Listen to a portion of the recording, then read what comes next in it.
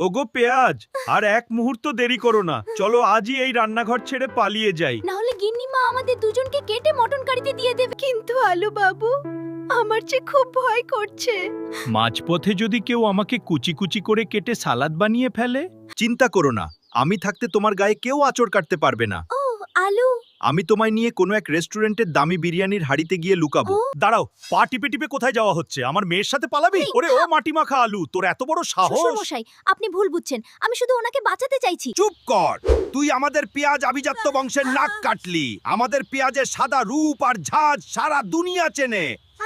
চাচা, আমি সবার সাথে মিশি বলেই তো আমি সবার প্রিয়।